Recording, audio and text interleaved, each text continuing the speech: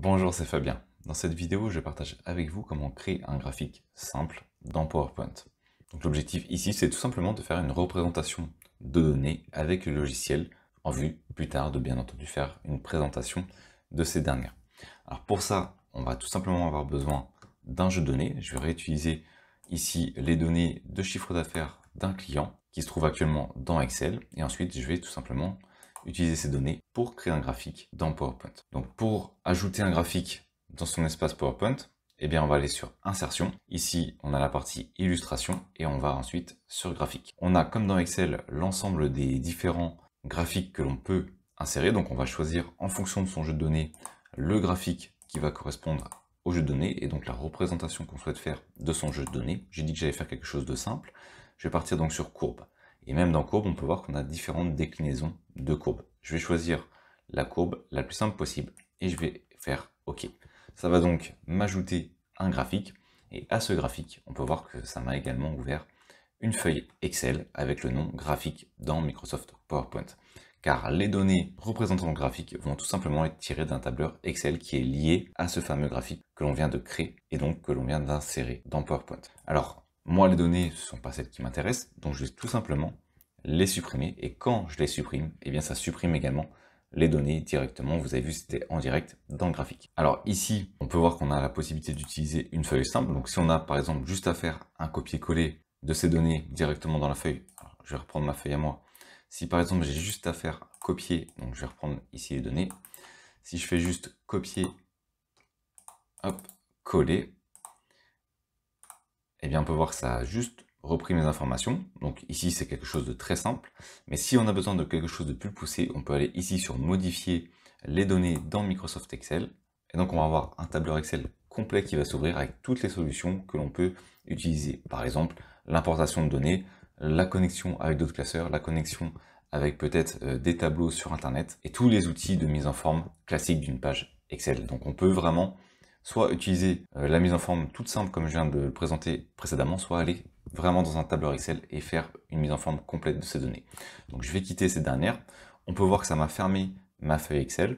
Si je souhaite la réouvrir, j'ai juste à aller sur sélectionner des données. Donc je clique d'abord sur mon graphique, je sélectionne les données qui sont liées et ça va tout simplement me rouvrir ma feuille simple qui est liée à mon graphique.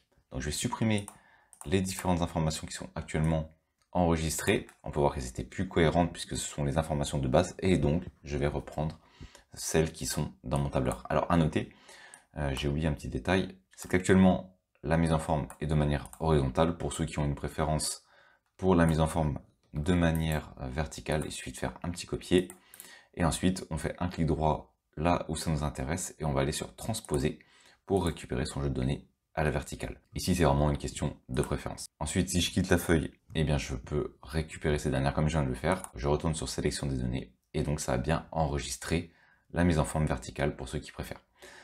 Donc je vais supprimer l'ensemble du jeu de données.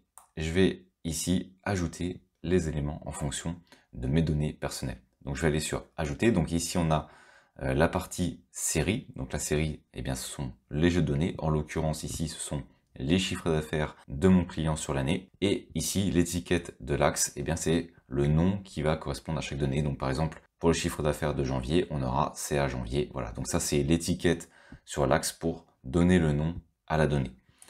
Je vais aller sur ajouter, je peux donner un nom à ma série, en l'occurrence je vais indiquer CA pour chiffre d'affaires. Ensuite je vais récupérer les valeurs qui correspondent à ce chiffre d'affaires et donc c'est la ligne qui se trouve ici du chiffre d'affaires de janvier jusqu'au chiffre d'affaires de décembre.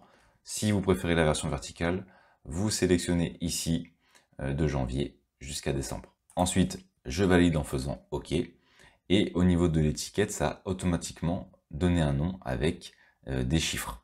Donc moi ce que je souhaite, eh bien en faisant modifier et ici en sélectionnant l'étiquette, c'est donner un nom à chaque chiffre d'affaires. Et donc en l'occurrence, chaque mois va prendre le nom CA janvier, CA février et ainsi de suite. Je valide en faisant OK. Et comme on peut le voir ici, l'étiquette a changé de nom et on a bien notre série qui est ici. Et automatiquement, la plage de données du graphique a été sélectionnée.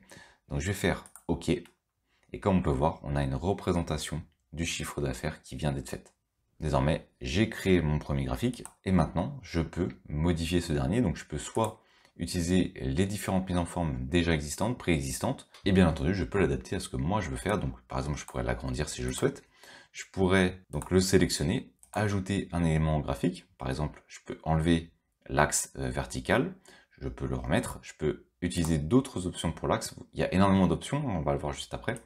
Ensuite, on a le titre du graphique, on peut l'enlever, on peut le rajouter. On a les différentes étiquettes pour remettre les informations. On a le tableau de données, on a les barres d'erreur, le quadrillage si on souhaite ajouter du quadrillage.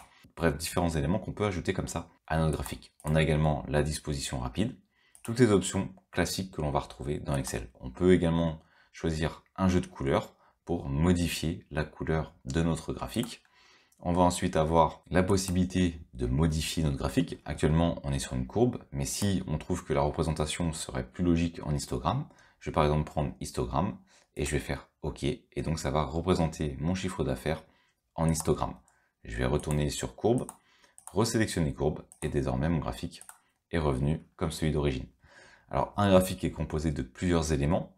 On va voir ici le fond, on va voir ici la partie fenêtre qui va avoir le graphique, on va voir ici la partie qui concerne la série.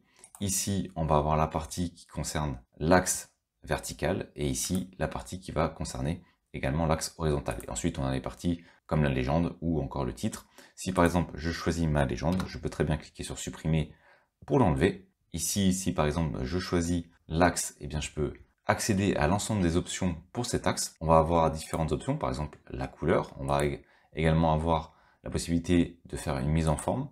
On va également avoir la possibilité d'avoir un alignement. Alors je pourrais très bien même modifier l'orientation. Imaginons que je souhaite modifier l'orientation du texte, eh bien je peux modifier. En fait, ce qu'il faut comprendre, c'est que pour chaque élément, on a des options. Chaque élément, par exemple la série, par exemple le fond, on a à chaque fois une option ici du format qui apparaît et on peut naviguer à travers toutes ces options pour mettre en forme son graphique. Au niveau de la courbe, par exemple, je pourrais très bien ici remodifier mon type et retourner sur l'histogramme. Je vais par exemple choisir en faisant un clic l'ensemble des barres. Je pourrais modifier la couleur de ces dernières en allant par exemple dans remplissage et en indiquant une couleur par exemple orange. Et puis si finalement il y en a une que je souhaite faire ressortir parmi les autres, j'ai juste à cliquer sélectionner cette dernière. Ici elle est en orange et je vais la basculer en noir et donc elle aura une personnalisation par rapport aux autres. Vous voyez, il y a énormément d'options que l'on peut faire et ça va dépendre ici bien entendu de chacun d'entre nous. Merci d'avoir suivi cette vidéo jusqu'à la fin. Si cette dernière vous a été utile, vous pouvez la partager ou simplement ajouter un pouce bleu. Cela participe à faire découvrir cette vidéo. Vous pouvez également vous abonner à la chaîne et activer les notifications. Je publie régulièrement du contenu. Merci et je vous dis à bientôt pour une nouvelle vidéo.